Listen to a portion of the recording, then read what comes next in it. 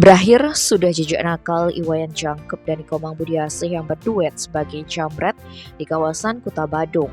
Setelah 12 kali beraksi, dua pemuda yang sama-sama berusia 24 tahun itu akhirnya dibekuk polisi Jumat 8 Juli.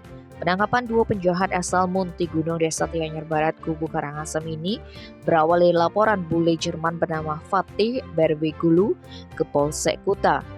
Kasih Humas Polresta Denpasar Ibtu Ketut Sukadi menjelaskan peristiwa Kamis 7 Juli pukul 20 itu bermula ketika korban Fatih Barwirogu mengendarai sepeda motor sambil membonceng istrinya di Jalan Raya Seminyak Kuta.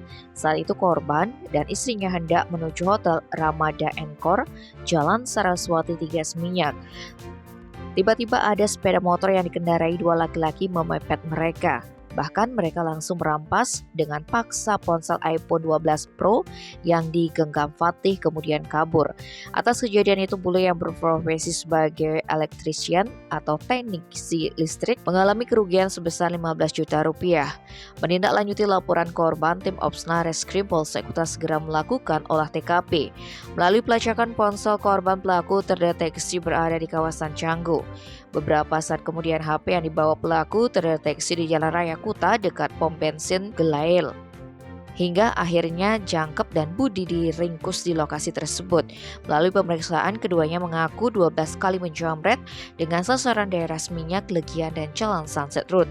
Atas perbuatannya, Jangkep dan Budi terancam pidana penjara paling lama 7 tahun.